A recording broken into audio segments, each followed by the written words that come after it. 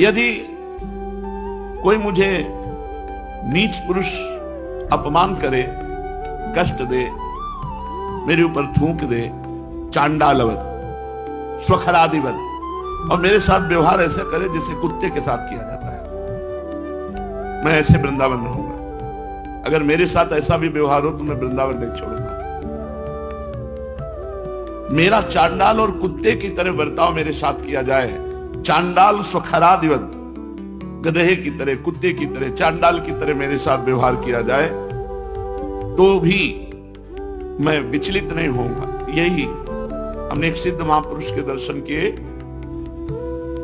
हरगोविंद जी महाराज की पांडाल में रासलीला हो रही थी, और रासलीला बहुत प्राण प्रिय विषय है अपना, रासोपासना ही है। रास विलास जैसी हरिवंश विलास दास जुत जोरी अविचल राज, नौ निकुंज अभिराम श्याम संग नीको बन्यो समाज, जैसे हित हरिवंश विलास दास जुत जोरी अविचल राज। तो श्री जी के दर्शन करके विलंब हो गया था तो पीछे ही खड़े थे। तो एक अवधूत महापुरुष कहां से पधारे थे, विशाल काय शरीर और दिगंबर, नंग धड़ंग, गंभीर मुद्रा, पागलों जैसी पूरी शरीर की, दर्शन से ऐसा लगता था पागल है, लेकिन देखते ही उनकी दृष्टि पता चला कि सिद्ध महापुरुष है। थोड़ी देर में एक नवीन आदमी सूट बूट से आता है और पीछे से उनके एक लात मारा है। बड़े उद्दंड भगवान की सृष्टि में है, वो आगे से झुकने को जैसे भी बहुत हष्ट पुष्ट थे, फिर सीधे वैसे हष्ट पुष्ट पहलवान बाल ब्रह्मचारी, फिर उसने लात मारा। वो रासलीला देख रहे थे और लंबे तगड़े थे, लौट कर उस पुरुष को नहीं देखा जो मार रहा था, बस ऐसे नेत्रों से प्रिया प्रीतम को प्रणाम किया और मत वाले हाथी की तरह चल दिया। दसियों उसने जूते मारे पीछे से, लात वाले ऐसे जूते पहनकर, वो ऐसे मुड़ के नहीं देखा। तो गजब हो गया, कितनी उच्च कोटि की अवस्था, ये परमार्थ की अवस्था है।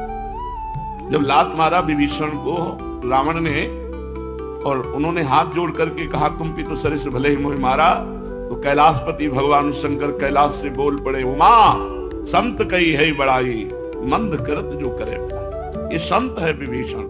वहां तो चलो उनके भाई थे, यहाँ एक गैर आदमी पीछे से दसियों लात मार रहा है और वो मुड़ करके नहीं देखे, और मतवाली मस्ती से होगा। ये है शरीराभिमान का त्याग किए हुए स्थिति प्रज्ञ महापुरुष, और उन्हें पागल से ज्यादा कोई जान नहीं रहा था। तो कह रहे हैं चांडाल सुखरादिवद यदि जनाह कुर्वन्ति सर्वे तिरस्कारम।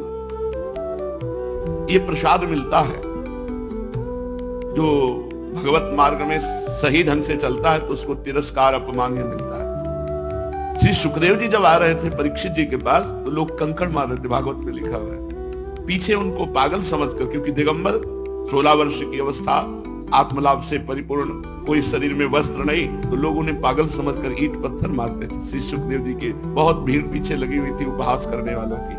जब राजा परीक्षित जी खड़े होकर सम्मान किए, चक्रवर्ती सम्राट, तो उनको लगा कोई महात्मा है, तो वो डर कर भाग गए।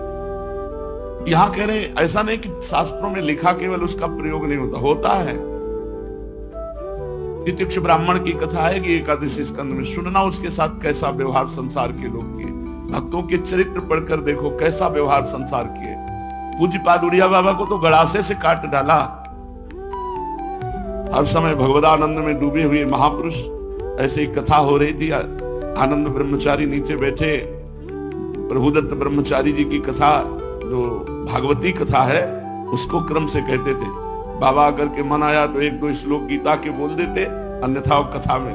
तो उस दिन उन्हीं के आश्रम में रहता था वो आदमी जिसने प्रहार किया, वही आश्रम में रहता था उड़िया बाबा, और उसकी कई बार शिकायत की निजी जनों ने कि बाबा इसे निकाल दो, ये ठीक आदमी नहीं।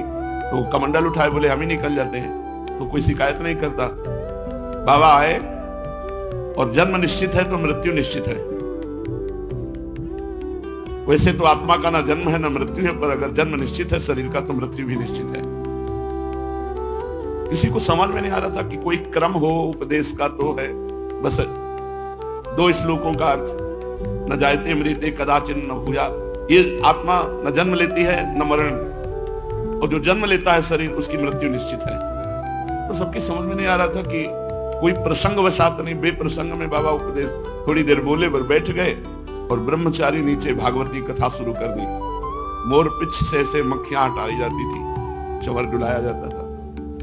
पार्षद एक इधर मोर पीछे से ऐसे बाबा ध्यानस्थ बैठे हुए थे। इतने में वो आया, ठाकुरदास नाम था, वो आया, उसने कहा लाओ हम मोर पंख से ऐसे करेंगे।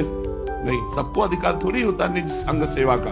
जब तक परीक्षा में पास ना हो जाए, निष्ठा ना हो, तब तक श्रीअंग सेवा का अधिकार थोड़ी मिलता है। वो गया और चारा काटने वाला गड़ासा कंबल ओढ़ के आया ऐसे, इतनी फुर्ती से मारे 5-6 गड़ासे बाबा के, 6-6 इंच गड़ासे, फव्वारा जैसे छूटता है ऐसे खून का फव्वारा।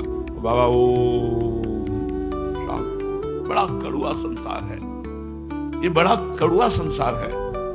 अगर विरोध ना हो तो भक्ति कैसे? भक्ति तभी मानी जाती है जब उसका विरोध होने लगे। अगर तिरस्कार ना हो तो साधुता कैसे?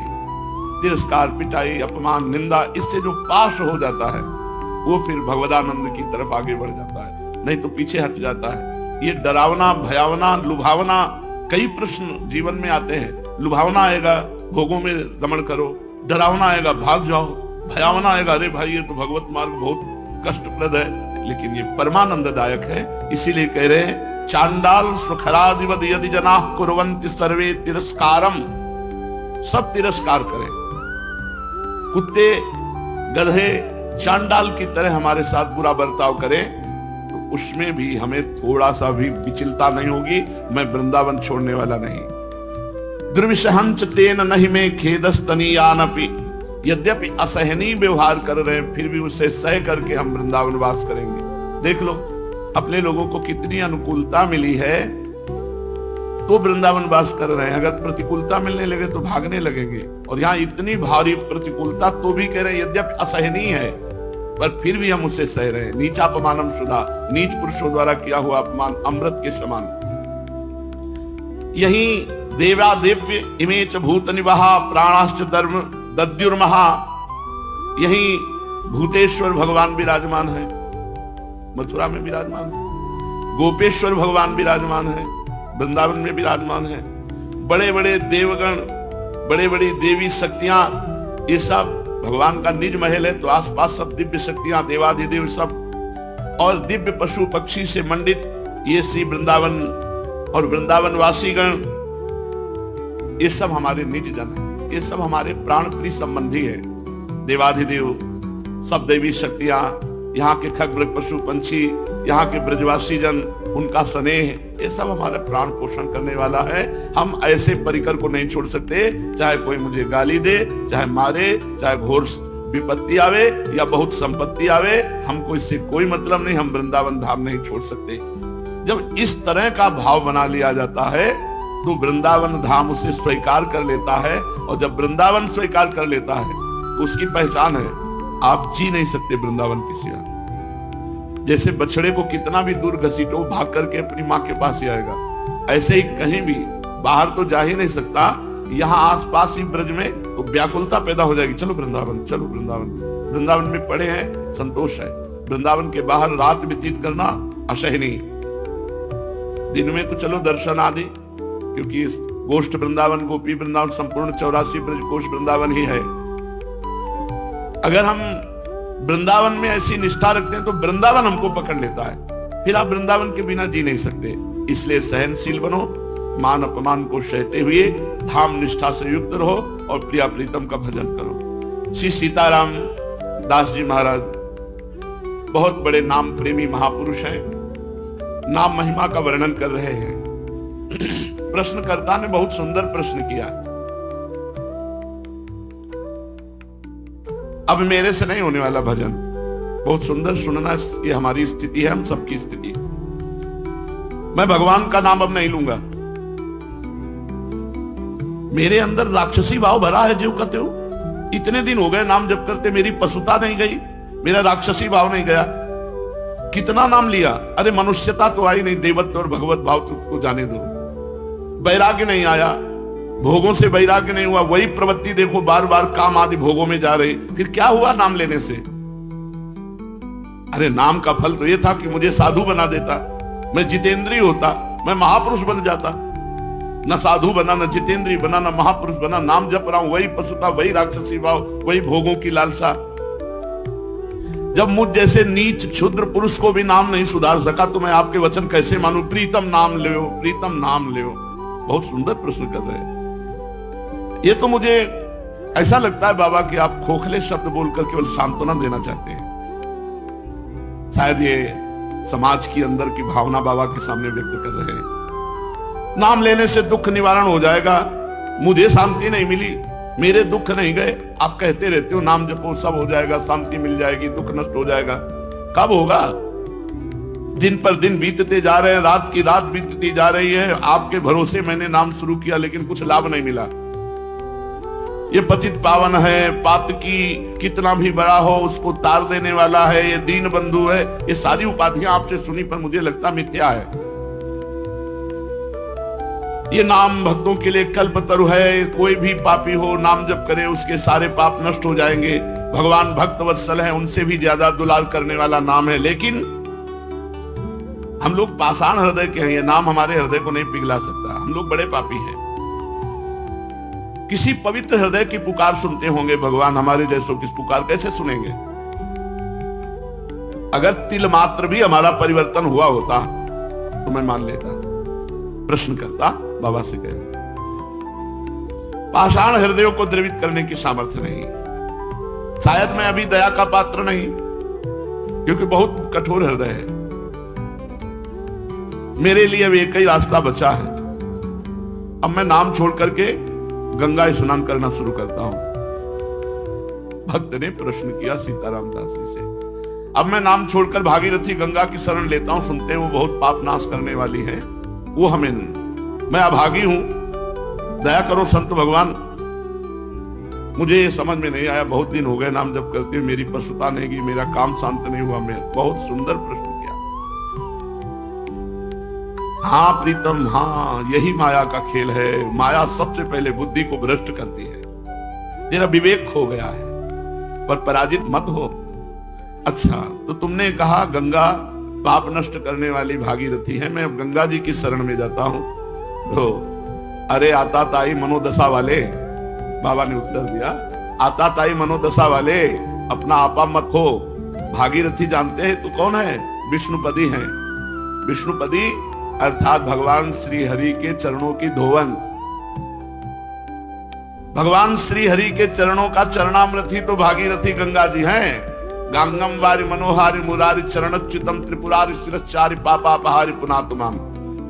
तुमने कहा अब मैं गंगा जी का सेवन करूंगा, तो क्या गंगा जी भगवान की समानता कर सकती है? नहीं। क्यों? क्योंकि गंगा जी भगवान की चरणामृत है। भगवान की चरणामृत है। गंगा जी के अधीन भगवान नहीं, भगवान की चरण धोवन गंगा जी है। और नाम भगवान को अधीन करने वाला है। तुम अभी समझ नहीं पाए मेरे लाडिले। नाम से विश्वास मत हटाना। जाओ, मैं तुम्हें वचन देता हूं, यदि तुम नाम जप करते हो तो तुम्हारी स्थिति बदले न बदले, तुम्हें निश्चित भगवान की प्राप्ति होगी। शायद तुम भोग मरीचिका के पीछे दौड़ रहे हो, इसलिए तुम्हें अनुभव नहीं हो रहा। लेकिन मैं पूरी तरह से समझ गया हूं, तुम नाम अभी ठीक से जप नहीं रहे हो। क्योंकि नामनो यस्य यावती शक्ति पाप निर्हरणे हरे तावत कर तुम न शक्नोति पातकम पातकी जना। नाम में जितनी पाप नाश की शक्ति है उतना पाप कोई कर ही नहीं सकता। चाहे जितना ढेर सारा पाप हो गया हो, भगवान का नाम जप करने से तत्काल भस्म हो जाता है। याद रखना, हम इसीलिए सावधान करते थे कि नाम में अंतराय मत देना, नहीं तो कलयुग घुस जाएगा बुद्धि में और यही बुद्धि आपके अंदर आ जाएगी। यदि पाप आचरण कर बैठे तो ये उल्टा बुद्धि शुरू हो जाएगी कि यार इतने दिनों से नाम जप कर रहा हूं, कोई फर्क तो पड़ नहीं रहा मन में फर्क पड़े ना पड़े, तुम्हारी गति में फर्क पड़ जाएगा। तुम भगवत प्राप्त हो जाओगे, तुम्हें परम पद की प्राप्ति हो जाएगी। जैसे बताया कि स्वामी अखंडानंद जी से उनके शिष्य ने आकर कहा 18 वर्ष से राम राम जप रहा हूं, मुझे कोई लाभ नहीं दिखाई दिया। तो आप गुरु हैं इसलिए आपसे प्रार्थना करते हैं। तो स्वामी जी तो ज्ञान मूर्ति थे, अखंडानंद जी महाराज, उनका बहुत अच्छी बात बताई तुमने, हमारे पास एक मंत्र है जो बहुत जल्दी लाभ देगा, पर तुम हमें गुरु मानते हो? उनका जी। बोले हमारी कसम, अब इस पुराने नाम को, पुराने मंत्र को मत जपना 24 घंटे, फिर कल आओगे तब तुम्हें नया मंत्र दे देंगे। वो प्रणाम के जीव चले तो अभ्यासवश नाम निकला, और उसे रोकने की कोशिश करे तो और निकले। सीढ़ी तक गए, लौट कर आए और रो पड़े, बोले भगवान आप गुरु हो, आपकी कसम तोड़ नहीं सकता और नाम छूट नहीं सकता, अब कुछ भी हो नाम नहीं छोड़ सकते। वो चल रहा है। बोले ये मिला 18 साल में। तुम्हारे अंदर क्या परिवर्तन हुआ तुम नहीं जानते हो, अगर तुम जानने लगोगे तो अहंकार हो जाएगा। तुम्हारे अंदर ये परिवर्तन हुआ कि नाम में आसक्ति हो गई, तुम नाम छोड़ने, जिसकी नाम में आसक्ति हो गई तो धाम रूप लीला सब प्रकाशित हो जाता है। विचलित मत हो, तुमसे बोला है कि अगर तुम 100 नाम जप किए हो तो तुम्हारे वो 100 नाम भगवान के नाम बैंक में जमा है और वो तुम्हारा लोक पर लोक सब जगह मंगल करेंगे। विचलित होने की जरूरत नहीं कि 4 महीना हो गए नाम जप करते, अभी हमें अमुक सिद्धि नहीं आई, इतना समय हो गया अमुक लाभ नहीं मिला। ये जो तुम्हारी भोग प्रवृत्ति है यही तुम्हारे मन को गंदा कर देती है, और गंदे मन के विचार हैं कि नाम से मेरे को लाभ नहीं मिला, इतना समय हो गया। सावधान, नाम कभी व्यर्थ नहीं जाता। इसीलिए मैं कहता हूं कि निरंतर नाम जप करो। अगर नाम में अंतर मिला और वासना ने अपना खेल, तो फिर तुम्हारा मन मलिन हो जाएगा, भजन की तरफ नहीं लगेगा और लगेगा अरे कोई लाभ नहीं, ये सब केवल अर्थवाद जैसी बातें की जाती है कि नाम जप करो तुम्हारा मंगल हो जाएगा, तुम निर्विकार हो जाओगे, तुम्हें परम शांति मिलेगी। कोटि कोटि जन्मों के भोग संस्कार हैं, कोई एक जन्म के थोड़ी। नाम सबको मिटा रहा है। एक जन्म के होते तो कुछ दिनों में साफ हो जाते, करोड़ करोड़ जन्मों के पाप भोग संस्कार हैं, उनको नाम मिटा रहा है। खूब अधिक से अधिक निरंतर नाम जप करो। ये जो तुम्हें भोग खींच रहे हैं ना, तो न जाने कितने जन्मों के भोग संस्कार तो नाम ने मिटा दिए, अब करोड़ों जन्मों के हैं तो नाम मिटा रहा है। तुम धैर्य पूर्वक जपते रहो। तुम यदि प्रबल पुरुषार्थ ना करोगे तो तुम्हारी स्थिति नहीं बनेगी। प्रबल पुरुषार्थ, बहुत प्रयत्न करके निरंतर नाम जप करने का प्रयास करते रहो। अविरल अखंड नाम जप करना, यही वह प्रबल पुरुषार्थ है। नाम लेने से सर्व पाप नष्ट के बाद जब ज्यों ही आनंद मिलना आरंभ होगा, त्यों ही तुम वाणी से नाम छोड़कर एक भी शब्द उच्चारण करना और नहीं चाहोगे, जब नाम का आनंद मिलेगा। अतः नाम खंडित ना होने पावे, अंतराय ना पड़ने पावे, निरंतरता अखंड नाम जप। क्योंकि खंडित होने पर भोग प्रवृत्ति को छिद्र मिल जाता है और वो हृदय में प्रवेश करके नाम जापक को दुख प्रदान करने वाली भावना, मलिन भावना प्रकाशित कर देती है। इसीलिए हम तुमसे कहते हैं कि खाते पीते सोते जागते उठते बैठते चलते फिरते हर समय नाम जप करो। लक्ष्यहीन भटकने से मन विषयों में बंध जाता है, और जब मन विषयों में बंध जाता है तो उसे नाम अच्छा नहीं लगता, कड़ुआ लगता है, फिर गलत अनुभव बुद्धि कराने लगती है। ये गलत बुद्धि जो अनुभव कराए उसी का प्रश्न है ये। तन्नास्ति कर्मजम लोके वाग्जम मानस में वा यन्न छपयते पापम कलो गोविंद कीर्तनम। कर्मजात, वाचिक और मानसिक कोई भी ऐसा पाप नहीं है जो इस कलयुग में भगवान के नाम जप नाम कीर्तन के द्वारा नष्ट ना हो जाए। भय किस बात का? केवल नाम लो, तुम्हें और कोई मतलब नहीं कि तुम्हारा परिवर्तन हुआ कि नहीं, तुम्हें आनंद मिला कि नहीं मिला। तुम एक बार आज्ञा पालन करो, केवल नाम जप करो।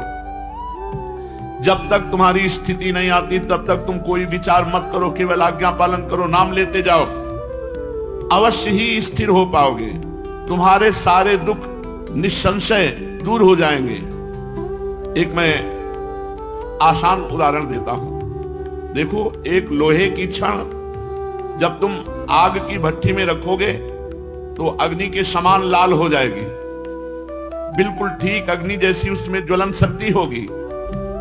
फिर उस लोहे की छड़ को आग से अलग कर लो तो कुछ क्षण बाद उसमें कोई शक्ति नहीं रह जाएगी, ताप भी नहीं रह जाएगा, लोहा अपने मूल धर्म में आ जाएगा। अभी